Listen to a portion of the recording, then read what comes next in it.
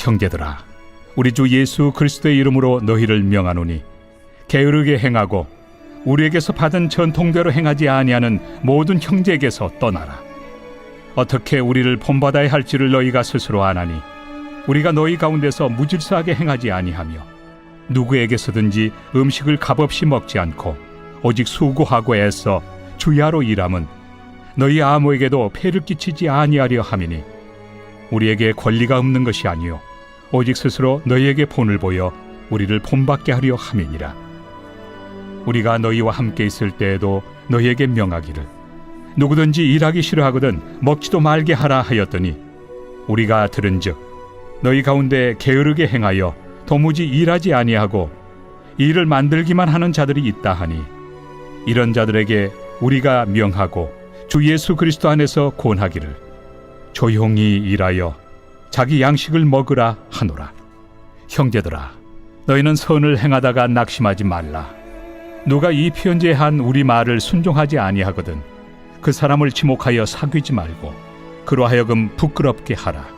그러나 원수와 같이 생각하지 말고 형제같이 권면하라. 평강의 주께서 친히 때마다 일마다 너희에게 평강을 주시고 주께서 너희 모든 사람과 함께 하시기를 원하노라.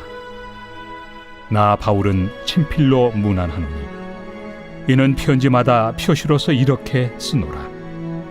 우리 주 예수 그리스도의 은혜가 너희 무리에게 있을지어다. 안녕하세요, 근수가족 여러분. 근수 매일 말씀의 김예찬입니다. 오늘 이 데살로니가 후서가 마무리가 됩니다. 어제 이 데살로니가 후서의 배경이 되는 그 저작의 동기를 세 가지를 보았습니다. 첫 번째, 데살로니가 교회 안에 더욱더 환난과 핍박들이 많아졌습니다. 다시 말해서 예수님을 믿기 점점 더 힘들어지는 상황에 봉착한 것이죠. 그런 내부적인 환경적인 것뿐만 아니라 내부적으로도 문제가 있었습니다. 뭐였냐면 재림, 예수님의 다시 오심에 대한, 주님이 오시면 다 끝나니까 바울을 사칭한 사람이 더러는 주님이 다시 이미 왔기 때문에 우리는 뭐 일하지 않아도 된다, 우리는 열심히 신앙생활을 하지 않아도 된다, 주님을 따라가지 않아도 된다라는 식으로 지금 내가 주님을 따라가는 삶에 대한 그런 노력을 부정하는 그러한 잘못된 거짓 선지자들이 있었습니다. 그래서 그러므로 말미암아 세 번째 문제가 발생이 되는데, 그것은 뭐냐면 데살로니가 성도들 안에 게으름이 자리 잡았던 것처럼 보입니다. 너무나도 발전해가는 도시 문화와 문명들 안에서 자신이 믿음으로 사는 것과 신앙을 살면서 동시에 세상에 사는 것이 너무나도 어려워 보였기에 둘 중에 하나를 선택해야 하는, 그래서 게을러지는 상황이 있었다라는 것을 말씀을 드렸죠. 오늘 말씀은 이제 결론 부분입니다. 마지막으로 바울이 데살로니가 교회에게 말한 내용입니다. 크게 두 부분으로 나옵니다. 6절부터 12절까지의 내용인데, 이 6절부터 12절까지는 게으름에 대한 이야기가 나옵니다. 6절에 보면 형제들아, 우리 주 예수 그리스도의 이름으로 너희들을 명하노니 게으르게 행하고 우리에게서 받은 전통대로 행하지 않는 모든 형제에게서 떠나라 라고 합니다. 표준 세번역에서는 이것을 무절제하게 살고 전통을 따르지 아니하고 게으르게 사는 사람들을 떠나라, 그들과 가까이 하지 마라 라고 합니다. 7절에 어떻게 우리를 본받아야 할지를 너희가 스스로 안다. 근데 마음에는 알지만 그것을 살기 힘들 뿐이죠. 우리가 너희 가운데 무질서하게 무절제한 삶을 살지 않았다. 바울은 실라와 디모데가 데살로니가 교회에서 사역했을 때 나는 그렇게 하지 않았다라고 합니다. 그 말은 뭐냐면 8절에 누구에게서든지 음식을 값없이 먹지 않고 오직 수고하고 애써서 주야로 일함은 너희 아무에게도 폐를 끼치지 아니하려 함이니 라고 합니다. 바울에게는 이러한 마음이 있었습니다. 뭡니까? 텐트를 만드는, 천막을 만드는 천막장이 역할을 하면서 직장이 있으면 돈을 벌면서 동시에 말씀 사역과 제자 삼는 사역을 했다라고 합니다. 바울의 마음이었던 것이죠. 9절에 우리에게 권리가 없는 것이 아니요 오직 스스로 너희에게 본을 보여서 우리를 본받게 하려 함이라 라고 했습니다. 왜 일을 했습니까? 권리가 없어서가 아니라 자기가 먼저 본을 보이고 싶었기 때문이다 라고 했습니다. 우리가 너희와 함께 있을 때, 바울이 그들 가운데 있을 때도 일을 해야 된다. 열심히 근매성실하게 일을 해야 된다라고 했습니다. 그런데 바울이 들었습니다. 11절에 우리가 들은즉 너희 가운데 게으르게 행하여 도무지 일하지 아니하고 일을 만들기만 하는 사람들이 있다. 이런 자들에게 명해라. 주 예수 그리스도 안에서 권하기를 조용히 일하여 양식을 먹으라 라고 합니다. 여러분 왜 게을러졌을까요? 여러분 너무나도 재미있는 이야기가 하나가 있습니다. 여러분 로마 가톨릭 때에 로마 가톨릭 성도들은 어떤 생각이 있었냐면 연옥 혹은 면죄부라는 개념이 있었죠. 여러분 이 개념이 너무나도 하나님 나라에 맞지 않는 가치이지만 장점이라 해야 되나요? 순기능적인 역할을 있었는데 그것은 뭐였냐면 사람들이 선행을 해야 천국에 간다고 믿었기 때문에 사람들이 자신이 천국에 가기 위해서 그렇게도 선한 행동을 했다고 합니다. 다시 말하면 고아와 과부를 섬기고 재정을 후원을 하고 교회에 헌신하는 삶을 정말 많이 살았다고 합니다. 왜요? 지옥에 가기 무서웠기 때문이죠. 물론 그것은 예수님과 성경적으로 보면 옳지 않은 행동입니다. 왜냐하면 행위로 구원을 받기 위해서죠. 여러분 그런데 이 마틴 루터가 종교개혁을 일으키면서 이 칭의, 믿음으로 이 신칭의, 그러니까 믿음으로 구원을 받는다라는 그런 우리가 지금 누리고 있는 마음으로 믿어 구원에 이른다라고 했죠. 여러분 그런데 이 칭의, 믿음으로 구원을 받는다, 이 신칭의 단점도 있었습니다. 뭐였습니까? 내가 믿었으니까 나는 내 마음대로 살아도 돼. 재밌죠? 이전에 로마 가톨릭 때는 그렇게도 행위로 구원하여 가지고 구원을 받아야지만 천국 간다 생각하기 때문에 천문학적인 그런 헌금들이 로마 가톨릭에 들어오곤 했습니다. 그런데 이 신칭이 믿음으로 구원을 받는다라는 이러한 신학, 하나님 이 구원의 방법들이 열리고 나서부터 이 사람들의 마음 가운데 하나님을 섬기고자 하는 실제적인 노력을 하지 않았다라는 것이죠, 사람들이. 여러분 우리의 마음 가운데도 이런 마음이 있습니다. 그것을 우리는 거짓 선지자라고 부릅니다. 하나님이 해주실 거니까 나는 노력하지 않아도 된다라는 거죠. 여러분 저는 20대 때 정말 이런 많은 어려움과 이런 마음 가운데 사로잡혀 있었습니다.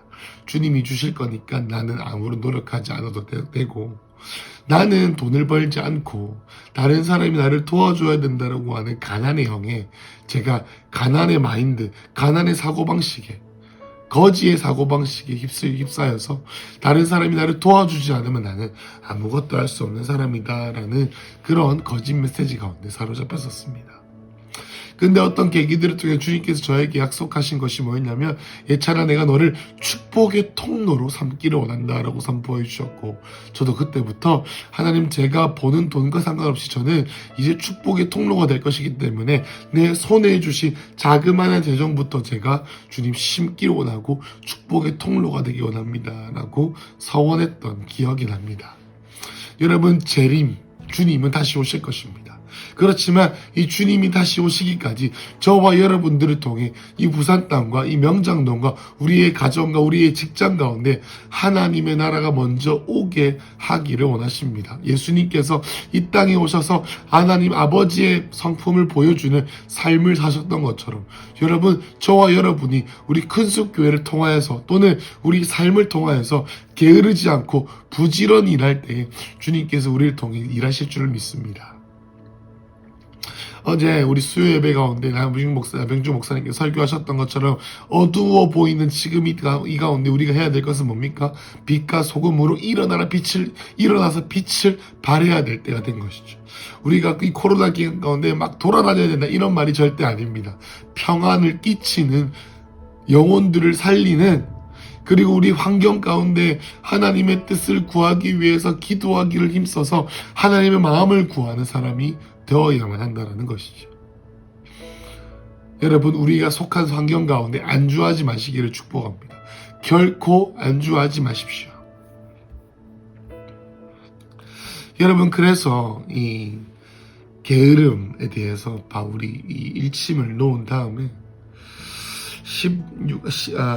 13절에 이렇게 말합니다. 너희는 선을 행하다가 낙심하지 말라라고 합니다. 언제 낙심이 올까요? 하나님께 주신 마음대로 살고자 하는데 마음처럼 되지 않을 때 낙심이 오겠죠. 하나님, 내가 열심히 사업을 했는데 사업 결과가 좋지 않거나, 내가 열심히 영혼들을 돌봤는데 영혼들이 돌아오지 않는 것처럼 보이거나, 내가 이때까지 노력을 부었던 것이 아무리 열매가 맺히지 않는 것처럼 보일 때에, 그럴 때 우리 마음 가운데 게으름이 몰려옵니다.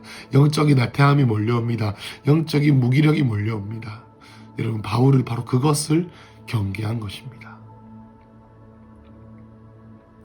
그럼 바울이 마지막으로 이 데살로니가 교회 성도들에게 축복합니다. 그것은 뭡니까? 16절에 평강의 주께서 친히 때마다 일마다 너희에게 평강을 주시고 또 너희 모든 사람과 함께 하시기를 원하노라 라고 합니다. 여러분, 여기서 이 평강이라고 하는 단어를 어제 남영준 목사님께서 설교하실 때 잘 표현해 주셨습니다.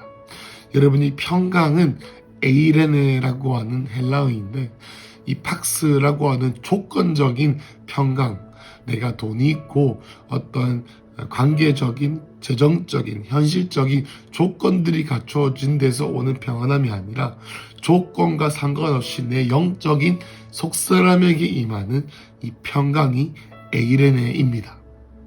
여러분, 하나님이 주시는 평안은 우리의 조건적인 평안이 아니라 우리에게 주는 존재적인, 초자연적인 평강임을 믿으시기 축복합니다.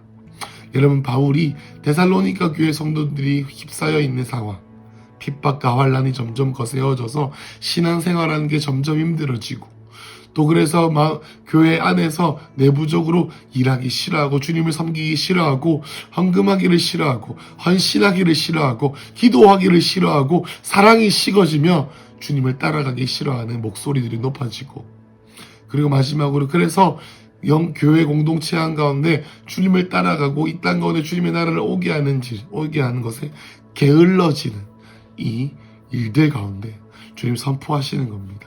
바울을 통해서 평강을 선포합니다라고 합니다. 여러분, 이 평강이 있어야 우리 마음 가운데 안정감이 생기고, 안정감이 들 때 우리가 달려갈 힘을 얻게 되는 것이죠. 여러분, 결국 이 모든 것 주님과 관계로부터 일어나는 것입니다. 여러분, 오늘 하루 하나님의 평강이 여러분께 임하시기를 예수님의 이름으로 축복합니다. 에이레네, 조건적인 상황이 아니라 무조건적인, 초자연적인, 주님을 붙잡을 때 우리 마음 가운데 부어지는 초자연적인 평강이 여러분의 삶에 부어지기를 예수님의 이름으로 축복합니다. 여러분, 데살로니가 후서가 이렇게 끝이 납니다. 여러분, 데살로니가 후서에 있는 상황이 우리 상황과도 같아 보입니다. 무엇입니까? 신앙생활이 점점 더 팍팍해지고 주님을 따라가는 게 점점 무기력해지고 무감각해지며 우리 마음 가운데 거짓 메시지들이 올라옵니다. 아무리 이렇게 열심히 해봤자 별로 소용없어 라는 게으른 말이죠. 여러분, 그런 것 가운데 하나님께서 바울을 통해 우리에게 말씀하십니다. 일어나라, 빛을 발하라, 내가 너와 함께 하리라, 영적 가족과 정렬된 군대로 일어나라 라고 말씀하십니다. 그럴 때에 하나님께서 하늘에서 주어지는, 여러분, 부르신 곳에 있을 때 사람이 행복합니다. 주님이 있으라는 곳에 있을 때 그 영혼이 안정감을 누립니다. 아무리 많은 것을 누려도 그곳이 주님이 부르신 자리가 아니라 그곳이 그가 안주하는 자리라면 그 어떤 것도 그를 만족시킬 수 없습니다. 여러분, 우리의 영혼이 만족할 수 있는 곳은 오직 주님이 부르신 바로 그 곳입니다. 기도하겠습니다.